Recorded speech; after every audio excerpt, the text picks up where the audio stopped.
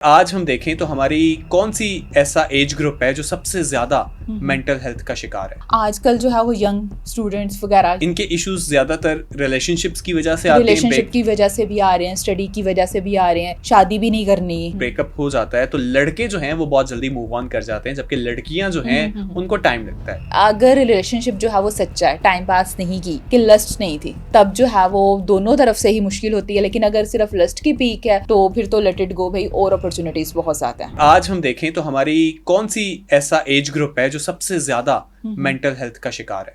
आजकल जो है वो यंग स्टूडेंट्स वगैरह जो हैं ये ज्यादातर इनके इश्यूज ज्यादा आ रहे हैं। इनके इश्यूज ज्यादातर रिलेशनशिप्स की वजह से आते हैं, रिलेशनशिप की वजह से भी आ रहे हैं, स्टडी की वजह से भी आ रहे हैं, सोसाइटी का प्रेशर भी है, शादी भी नहीं करनी, क्या करना है, घूमना है। तो शादियों से भी ये लोग बहुत दूर भागते हैं। आपने अक्सर देखा होगा, नहीं शादी नहीं करनी, क्यों नहीं करनी भाई, अपने जैसे टॉक्सिक लोगों को दुनिया में नहीं लेके आना। ये भी आजकल के लोगों का है। तो इनके मल्टीपल इश्यूज हैं जिसकी वजह से ये एज ग्रुप जो है वो ज़्यादा इनके मेंटल हेल्थ इश्यूज हैं। अच्छा, बहुत से लोग जो हैं वो कहते हैं कि हमारी बॉडी के ऊपर जो है वो कमेंट कर दिया, बहुत सी चीजें जो कि हम आज से कई साल पहले जाएं तो ये सब चीजें हमें बिल्कुल नॉर्मल लगती थी। जैसे हमने हर खानदान में देखा होगा किसी का नाम रखा होगा कालू, ठीक है, इस तरह के नाम हमें मिल जाएंगे। बहुत से ऐसे बबली रखा होगा जो कि कोई बबली मोटी छोटी होगी तो उसका कुछ इस तरह के नाम होते थे। लेकिन आज के लोग जो हैं वो इस चीज को माइंड करते हैं, वो कहते हैं कि आपने नहीं, जो कि एक अच्छी चीज भी है कि आप किसी की रंग की वजह से किसी को काला नहीं कह सकते। तो ये आज की जनरेशन ओवर सेंसिटिव हो चुकी है या उनके अंदर अवेयरनेस आ चुकी है? अगर बात करें तो वाकई ही बच्चे भी जो है ना, अगर मदर बच्चे जितने भी आते हैं वो कहे ना कि मामा ने जो है मेरी इंसल्ट की है, कि मुझे क्यों करवाया। आजकल के बच्चे बर्दाश्त नहीं करते कि हमसे अगर की है तो क्यों की है। इस तरह नहीं करना चाहिए कि बर्दाश्त का एलिमेंट भी खत्म हो गया। फिर उनको ये भी लग गया सोशल मीडिया ने अवेयरनेस दी है। हाँ, पहले जो था वो सोशल मीडिया इतना कॉमन नहीं था, लोगों को नहीं पता था कि हाँ कोई कह रहा है ठीक है लेट इट गो करते हैं। लेकिन आजकल सोशल मीडिया ने लोगों को बहुत ज़्यादा अवेयरनेस दी है, जिसकी वजह से उनको पता लग गया कि हाँ ये अगर मुझे इस नाम से पुकारा है तो गलत है, मेरा नाम तो ये है, मुझे इस तरीके से पुकारना चाहिए, मेरी चीज़ ये है, मेरा स्टेटस ये है, मुझे इस तरह कहना चाहिए। कि लोग अपने आप को खुद मनवाते हैं।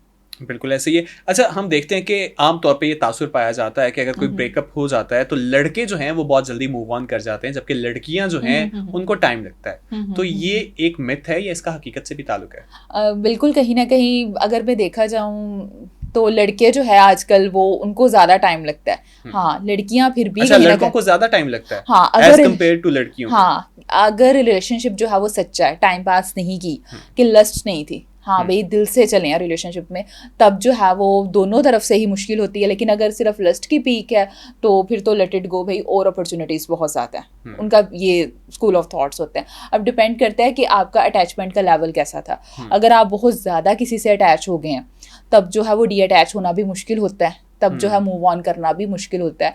और इसमें यह भी हो सकता है कि लड़के जो हैं वो समटाइम एक चीज़ पर स्टक हो गए हैं। जैसे अक्सर कहते हैं मैंने उस पर इतना पैसा लगाया, भाई पैसे को गिन रहे हो, जो आपने उस पर टाइम लगाया, जो इमोशंस लगाई, उसको भी तो देखो। फिर गर्ल्स भी अक्सर कहती हैं कि हाँ उसके साथ अटैच हुई, वो एक रेड फ्लैग था, उसको उसके मूड स्विंग्स थे, उसके एंगर इश्यूज थे, काफ़ी टाइम से बर्दाश्त किए लेकिन कुछ नहीं हुआ। कि दोनों तरफ से ही जो है वो सिचुएशन चलती है। अब डिपेंड करता है कि अटैचमेंट का लेवल कैसा था।